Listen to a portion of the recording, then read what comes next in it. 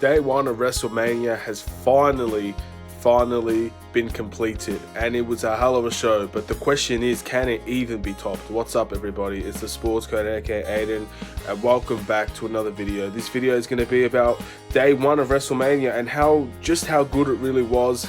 The phenomenal matches that were there. Can it even be topped for tomorrow? And just how weird everything really was at the very beginning, and how it kind of made itself a norm during the pay-per-view. So before we get started, please like and subscribe if you were excited for the first day of WrestleMania, and also let me know for tomorrow's part of WrestleMania, what's your favorite match you're looking forward to, and also who you think would win the match between Brock Lesnar and Drew McIntyre. Those are the questions I'm asking for you guys. Let me know in the comments below.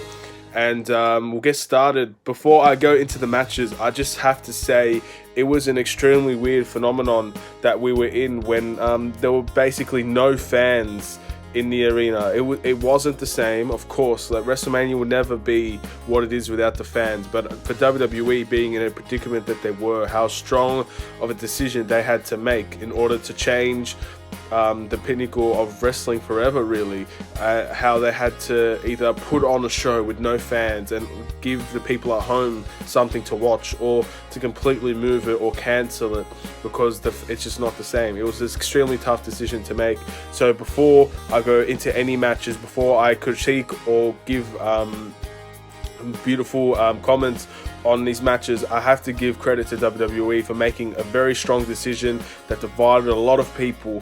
But it is happening now. The decision has been made and it's being followed through upon, and we have to give the respect to them for being able to do such a thing, and also have the superstars willingly, by the way, it's not compulsory to compete at WrestleMania, but all these superstars willingly decided to wrestle and put on an entertaining show for the fans at home and all around the world. So congratulations for WWE on making one hell of a decision, and for that, this show becomes very unique. It becomes very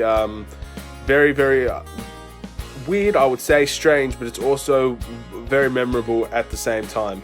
We'll get right into the matches here. The first match I want to talk about is Alexa Bliss, Nikki Cross versus the Kabuki Warriors for the WWE Tag Team Championships of the world, the Women's Tag Team Championships. This match, it started off pretty slow, to be fair, but it kicked off a lot during the ending of the match, and especially in the middle. A lot of good moves, a lot of very good tag team moves, but again, this match kind of was hindered because I feel like this match would have been much more appreciated if there were fans in the arena. It's just not the same having the Kabuki Warriors just scream and troll their entire way through the match with no fans. It just wasn't the same. It felt a bit off, it felt a bit weird, but again, at these circumstances, I can't really give them a fault for that, because they're just doing what they're supposed to do and doing what they're told to do. And in many cases, we could critique a match like this. We could say that it wasn't the greatest of matches, but I'm gonna just come out and say I really liked this match and I thought it was a good match. Of course, it's not what we had. It wasn't good compared to the matches we had later on, but it did its job. It started off WrestleMania very well, and we finally get new tag team champions. Of course, the winner of this match is Alexa Bliss and the Kabuki Warriors. Alexa Bliss and Nikki Cross, they defeated the Kabuki Warriors. Sorry about that. And they finally get their championships back after, I believe it was a year or so. Kabuki Warriors barely defended the titles, and that's something that I'm also extremely happy about. Finally, we get to see these titles defended, and it was a decent match at that. So Alexa Bliss and Nikki Cross, congratulations. I thought Nikki Cross was phenomenal in her WrestleMania moment, and I think everybody did their part here, and it was a decent match. That's all I can really say about it. Moving on, the next match I want to talk about, the second match of the night, Elias and Baron Corbin. This match, in my opinion, was a very standard match. It was a very decent match. It wasn't anything above the ordinary. I have to be honest about that. It wasn't anything above the ordinary. The very start of the match, Baron Corbin walks in during his entrance, takes the microphone, saying what he did to Elias, pushing him off the pedestal on the SmackDown a week ago. Baron Corbin comes out and saying there's no way that Elias is going to compete tonight. He's not here. It's time to forfeit. And again, being the typical way the WWE do things, Elias is there. He's got his guitar. He hits him with the guitar, and then the match begins. And again, it was a standard match, a very decent match. Baron Corbin, in my opinion, was the standout here. He was very phenomenal in the way that he was talking. Very good communication. A lot of trash talk, and I think that's one of the very few things that's a positive in the WWE. So yeah, again, it's just it was a good match, and Elias ends up picking up the win, pulling the tights, ends up securing a win over Baron Corbin. This, again, I expected Baron Corbin to win this match, to be fair, and I thought this was his match to lose. I really thought that he was going to get a win here, and in the end he lost, and it's surprising, but it's not that surprising. It could have went either way, but I picked Baron Corbin, and he lost, and it was, again, very good match, and I think these two are the future of WWE in many circumstances, so it's good to see them having a spot at WrestleMania, to say the least. Next up, the Raw Women's Championship is on the line as Becky Lynch versus Shayna Baszler. Now, the truck that Becky Lynch drove into the arena was insane. Very few highlight entrances were on this show, but Becky Lynch was definitely one of them. Walks in with Shayna Baszler, and this match surprised the hell out of me. Not necessarily how it went, but the result. We'll get into that later, but we'll start off with the match. This match was very hard hitting, and I expected this. I expected a match where Shayna Baszler was in control for the majority of it, ended up pretty much beating the hell out of Becky Lynch, and I think everybody believed, including myself, that this was Shayna Baszler's time to win. The reason why, it's plain and simple, to be honest. Becky Lynch had the title for nearly a year, if not even more than a year now, and someone has to beat her for it eventually. I know she lost the SmackDown Women's title ages ago, but the Raw title has been with her for nearly a year, and it was time for someone to take it off her, and I think she's beaten nearly everybody. The only person that she didn't beat was Shayna Baszler, and I feel like the way that they pushed her, the way that they made her as strong as possible, that she would win here. But the choke, Shayna Baszler went for a chokehold. Becky Lynch ends up doing the reverse, and you know how they put on the floor, she ends up reversing her entire body, lifting her entire body up onto her shoulders. Shayna Baszler down for the count, 1, 2, 3, and Becky Lynch retains the Raw Women's Championship. The result of this match, and especially the way it ended, it kind of makes me believe, all right, they're going to have another match, and I hope down the line, whenever they decide to have another pay-per-view, if they do, or whenever it happens, I want this match to be a submission match. Make this match a submission match, because they have very good, both of these two are known for their submissions, and I feel like that's the perfect way to make Shayna Baszler win the title off of Becky Lynch, making her pass out or something like that. Again, it has to have another match. There's no way that it just ended like that. It's not the best idea, especially in my opinion. Becky Lynch and Shayna Baszler need to have another match. No holds barred, maybe. No holds barred submission match, something like that. Something brutal. We need a brutal match between these two, because they both can definitely pull off a brutal match, 100%. We've seen it so many times, especially with Shayna Baszler. But yeah, this was the match that made me believe, all right, this is WrestleMania now. This is where the matches started to pick up, and I really enjoyed the matches here on out, especially the matches we'll get to, the last 3 matches. But definitely, this match kicked off, all right, it's time, we're kicking it in, it's time for WrestleMania. And you love to see a match like this. Anyway, the next match for the WWE Intercontinental Championship, Sami Zayn versus Daniel Bryan. Now, I have a few things to say about this match. I enjoyed it for what it was. It was definitely a match that I expected to happen. Daniel Bryan chasing Sami Zayn pretty much the entire match, and finally gets his hands on him, beating him up for 10 odd minutes, and then one move from Sami Zayn picks up the victory, and he bounces. But I have to say, like, as good as this match was for what it is, it was definitely a match everybody expected in a way, and Sami Zayn kind of gave a hint of what he was going to do throughout the match in one of his interviews before it. But Sami Zayn is too good to be basically running away the entire match. Like, I really wanted to see a Daniel Bryan Sami Zayn match. We've seen Sami Zayn have one of the best matches in recent wrestling history against Shinsuke Nakamura in NXT, and it's just not right to see him used like this, to see him basically run away for an entire match and then gets one move off and wins. I feel like he deserves more than that. I know that's his character now, but we just got to get more out of him, please. This is not the way that I want Sami Zayn's career to go, and I know he's good at it. He's good at nearly everything that he does, but it's just this time. It's time for him to get something more creative, something that actually makes him stand out as a phenomenal wrestler that he is, and he's not being used in that direction. He's just been used as a coward, really, and just needs more out of it. But in saying that, the match was good. I have to say, the match was good for what it is. It was definitely a good match to watch. It was entertaining, and everybody played their part in this match. But I feel like we need more out of Sami Zayn. Next up, this match was brutal. This ladder match, the triple threat ladder match, John Morrison, Jimmy Uso, and Kofi Kingston. These three put on a clinic. Started off, as soon as the first few moves that they did, you knew this was going to be a very, very skillful, high-flying match, but also had very heavy hits off ladders. John Morrison ended up being very, very creative here, and in my opinion, he was the standout competitor in this match. Crazy performances from John Morrison. But then you have the likes of Kofi Kingston as well, being very creative. Jimmy Uso, hard hitting. This match was what I find very confusing is how creative ladder matches can really be. Like, eventually the creativity has to stop. These guys are finding, each and every ladder match, these guys are finding new ways to elevate what a ladder match is all about.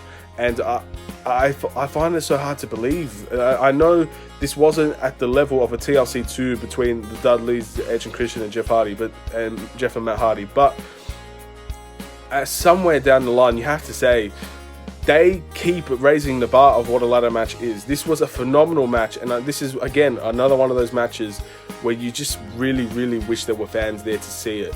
And it sucks that there isn't, but it didn't stop these guys from putting on a hell of a show, taking the bumps they did with no fans. That's true dedication to what they believe a WrestleMania is, and they raised the bar here, and hopefully down the line we can actually see a tag team ladder match between these three teams instead of just having one of each, because honestly it was a great match and people deserve to see live in action a ladder match like that. We don't want to see with no crowd, because I feel like these guys would have elevated it beyond belief, and I'm looking forward to that. And hopefully, I think the reason why the match changed from what it was is because the Miz was sick. So hopefully everything's alright with Miz and his family. Obviously they have a talk show or a reality show. So hopefully everything's alright with that, and no harm goes towards their family. I mean, that's all I can really say at this time. Don't really know the specifics, and if anything does come out that ends up being worrying, I'll be sure to let everybody know. But until then, I just hope everybody's safe in his family and everybody else's as well. So next up, this match was also crazy. Kevin Owens versus Seth Rollins. Now, these two have been in a rivalry for a very, very long time, and I have to say, these two are probably the best wrestlers in the world today, and I'm not even fronting it. I truly believe that these two are crazy good wrestlers, and they put on a good match here. Arguably, out of the matches that were actually at the show, this match was phenomenal. This was match of the night for all the matches that were actually in the ring. It was incredible.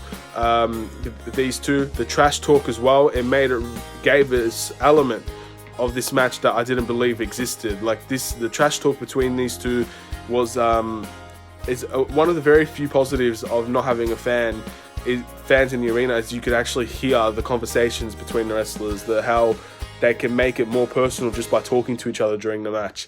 And I don't mean talking like or telling them what to do, but I mean like proper trash talk. And these two were very, very good at that. And this match, there was two matches really. The first match between these two Kevin Owens had the upper hand for majority of the match, was pretty much killing him. Of course, there was also Seth Rollins had some decent moves in there, like the suplex on the apron was incredible. That looked very painful, but it ended up Seth Rollins hitting Kevin Owens in the face with the ring bell, and Kevin Owens winning by disqualification. But Kevin Owens wasn't having any of that. He walks up to the ring, gets on the microphone, calls out Seth Rollins to be a coward, a bitch, and forcing him to come back for a second match, no disqualification.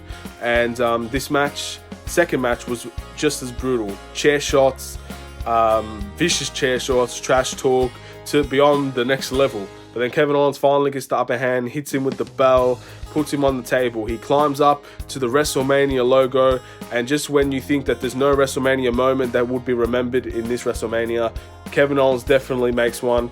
Elbow off the Wrestlemania logo into the announce table to put Seth Rollins out, and it was brutal. The landing was brutal. He definitely hit Seth Rollins, so that was brutal as well.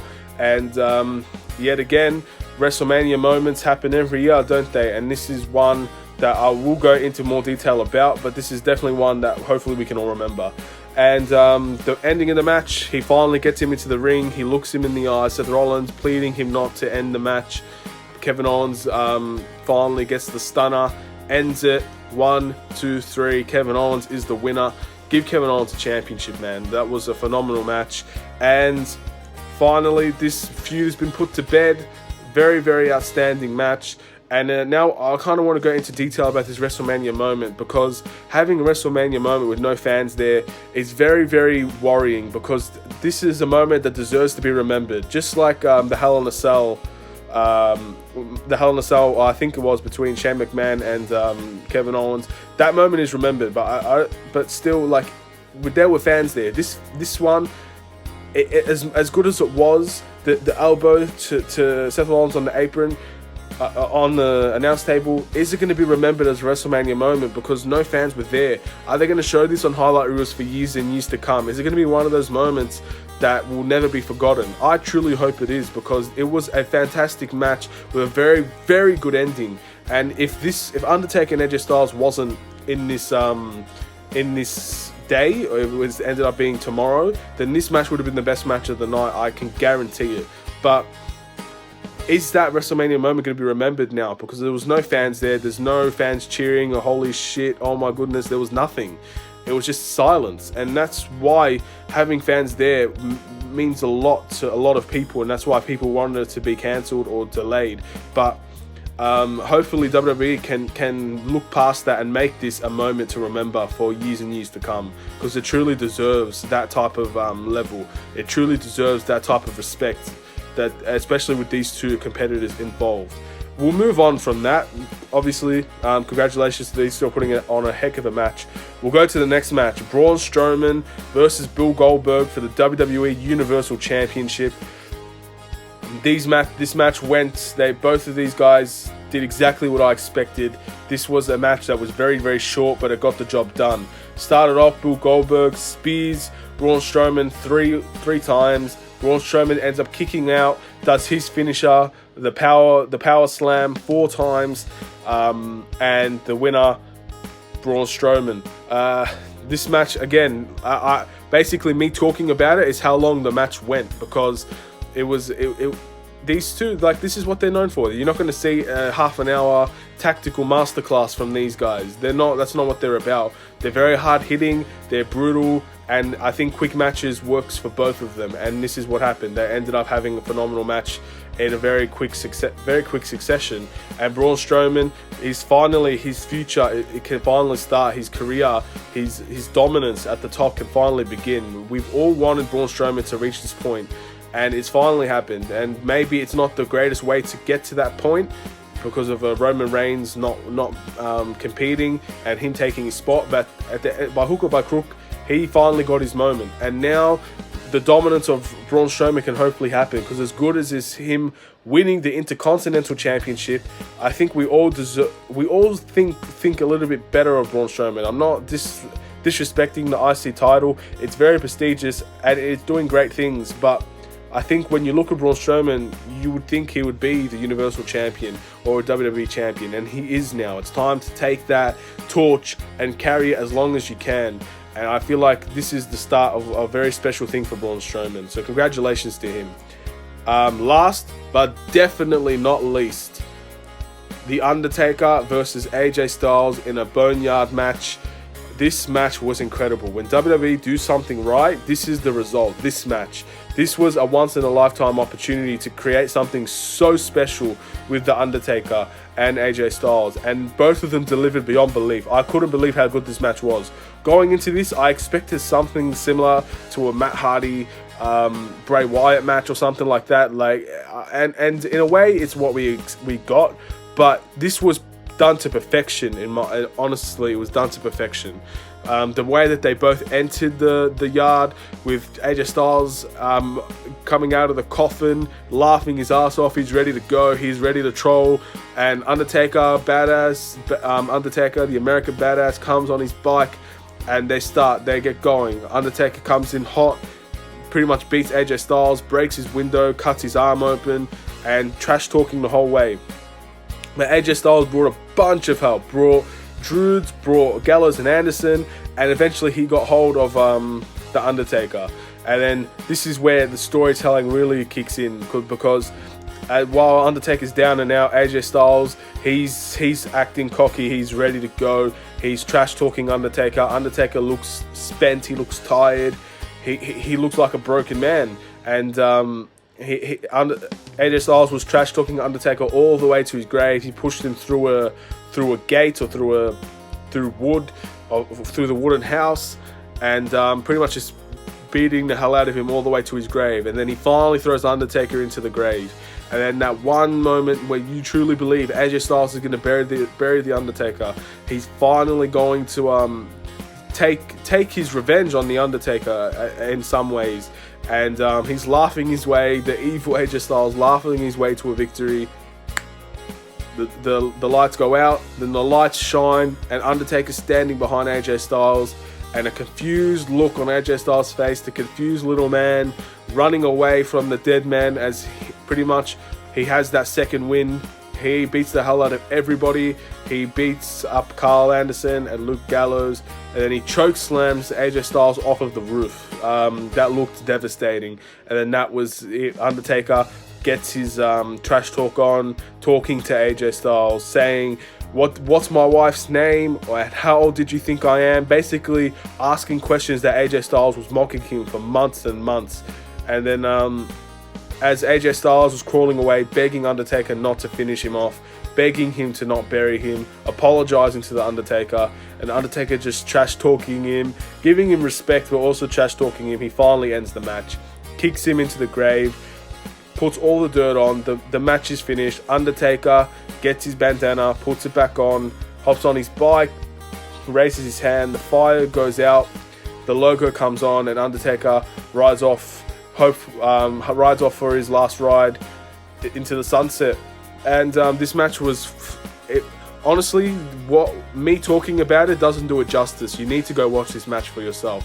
This was a very, very strong creative performance from WWE and from both athletes involved. And even Luke Gallows and Carl Anderson. This was amazing.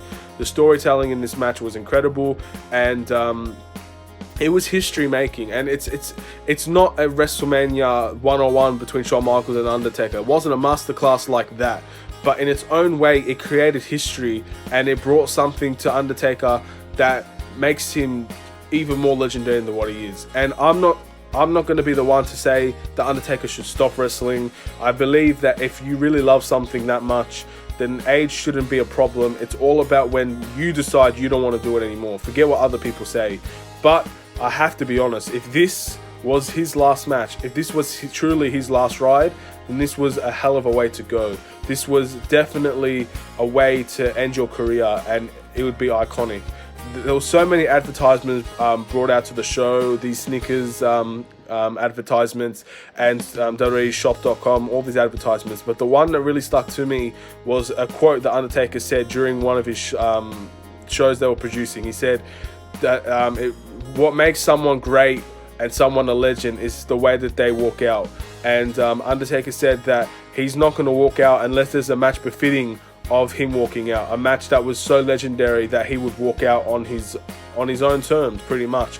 And this was one of those matches, I believe. I believe if Undertaker stopped wrestling now and this was his final match, this is the way to go. This would be a hell of a way to go. This would cement him as a legend beyond what anybody could possibly believe.